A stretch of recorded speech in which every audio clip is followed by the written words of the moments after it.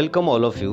Today we will start first chapter of standard 10th, that is linear equations in two variables. Okay, from the heading linear equations in two variables, मतलब variables कितने होने चाहिए, दो variables होने चाहिए. अब exactly इसका definition क्या है देखते हैं अपन. ओके, इसका डेफिनेशन है an equation which contains two variables, an equation which contains two variables and the degree of each term containing variable is 1. मतलब दो वेरिएबल होना चाहिए. वेरिएबल किसको बोलते हैं अपन, या तो a या तो b या तो c dot dot up to z, मतलब a टू z में से कोई तो भी मतलब दो होना चाहिए वहाँ पे वेरिएबल्स, तब जाके उसको क्या कहा जाएगा, टू वेरिएबल्स. एंड उसका डिग्री क्या होना चाहिए वहाँ पे, कुछ नहीं, मतलब दैट इज 1 होना चाहिए उसका degree. Then only we can say that is linear equations in two variables. Okay, अभी नेक्स्ट दिया है यहाँ पे see ax plus by plus c is equal to 0 is the general form of linear equation in two variables. ये जो दिया है यहाँ पे इसका क्या है, जनरल फॉर्म है linear equation in two variables का. सी हियर, a मतलब यहाँ पे कोई तो भी नंबर होगा, b मतलब also some number will be there, and c is also some numbers, but x y ये दो वेरिएबल्स है, उसके ऊपर मतलब पावर कुछ भी नहीं, दैट इज 1.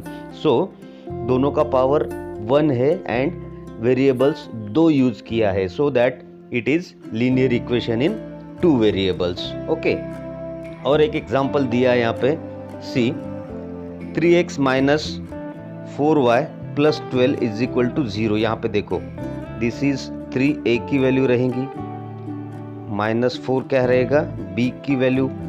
ओके, एंड 12 जो है c की वैल्यू. x एंड y यहाँ पे दो वेरिएबल्स यूज हुए हैं. x का पावर कुछ नहीं तो 1, y का भी पावर कुछ नहीं तो 1 पुट कर सकते हो. This is linear equation in two variables.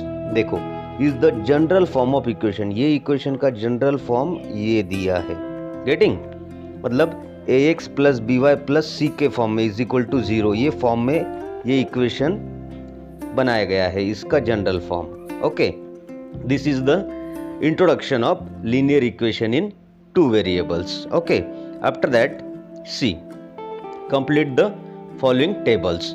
देखो यहाँ पे क्या है, इक्वेशन दिया है एंड अनदर कॉलम में क्या दिया है, is the equation linear equation in two variables और नॉट, मतलब यस और नो. अगर दो वेरिएबल्स यूज हुए हैं, उसका पावर अगर 1 है तो अपन क्या बोलेंगे उसको, that is linear equation, means that is S.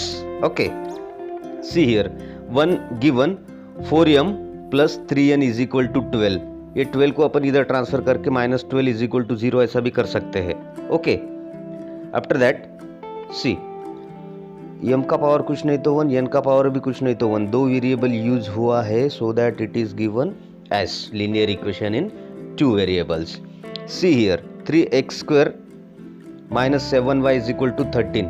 13 को तो अपन ट्रांसफर कर लेंगे, यहाँ पे माइनस 13 हो जाएगा, बट x स्क्वायर है, इसका मतलब x का पावर कितना हो गया, 2 हो गया. Linear equation in two variables में दोनों वेरिएबल्स का पावर कितना चाहिए, single single, that is 1 power होना चाहिए. Then only we can say that will be linear equation in two variables. तो ये linear equation in two variables नहीं होगा, ये नो.